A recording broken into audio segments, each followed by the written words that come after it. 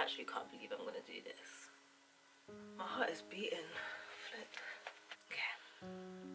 I'm proper shaking. What the heck? And it's just me and the camera. No, I would say these thoughts started like probably a year before I had Nevaeh. And if you saw my video when I said that I planned my pregnancy and stuff, then you'll kind of get where I'm going with this. But obviously I just felt like growing up, I was born in Jamaica, and I lived with my grandma, I lived with my dad and my granddad and my auntie and my uncle, and you know, that was my family. And we you know, I felt like life was good in Jamaica. You know, I never lacked. I was going to private school. Like I was happy. Like I was a happy child, and things was just like, it was good. And then it's like, and then I came here, and for me, when I was in Jamaica, I felt like I just didn't. I always questioned, like, where was my mum? Where was my mum? Do I have a mum? I don't see my mum. But it's funny because when me and my mum sit down and have conversations, she would tell me that she done this with me, she would do that with me, but I'm like, but I can't remember. But then I'm thinking, is it because I've got a bad memory? Like, I don't know where it is. But anyways, I remember when I got kicked out. Yeah, I got kicked out at the age of 16. And when I was living at home with my mum, I was a very to myself person. I like to keep myself to myself. I didn't like to be around no one. When family was around, I will make sure that I'm in my room by myself, I'm listening to my music. I just loved my own company, and no one understood that. And instead of them understanding, they was just more like, Chantel, like, why are you like this, why are you like that, why don't you do this, why don't you do that? And for me, it was just like, oh, just leave me alone.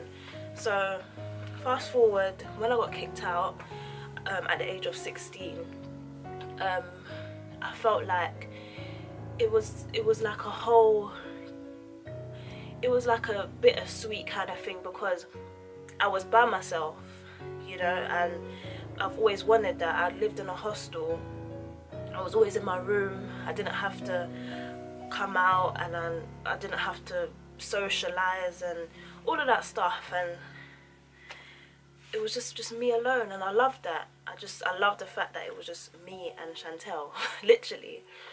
And then it got to a point where when I'm alone, you start to think, you know, your mind starts wandering, you start overthinking, and you think, where's these thoughts coming from? Because it just literally come from it, like literally nowhere. And literally, instead of me blocking these thoughts away, I will feed into it, and I will go deeper with it, and I will start imagining things, and I'm like, it was just me and my mind, literally. And then that's when I just felt lonely. It's like this loneliness started to come upon me, and I was just like, but I'm by myself, and I love being by myself. And my hostel was filled with like about 60 girls, or maybe I'm making up numbers, but there was quite a lot of girls. I think it was about 60 girls in that whole hostel, and a lot of people wanted to be around me, but I didn't want to be around them. I think, to be honest, that's a whole nother story, because I don't like people. I didn't like people. So when it comes with when it came to friendships and stuff, my friendships will never last, because I just don't like you. It sounds terrible. It sounds like I've got problems, but I hope someone understands where I'm getting at with this, because I just so when I was in my hostel, like I said, I was in my room one day, and literally, like, my mind literally was just spinning, and I was thinking of all these thoughts, and I just felt lonely, I felt rejected, I felt alone, I felt like I wasn't loved, I felt like no one cared.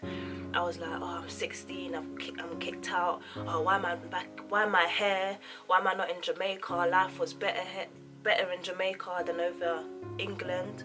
And it was just like everything, and I was just like, it just didn't make sense at all. Like nothing made sense, and I would literally just start crying. Like I would just literally start crying out of nowhere, and I'll be in my room like literally just crying. That's when I thought, you know what, if I have a child, then maybe me having a child would, like, I don't know, like stop this whole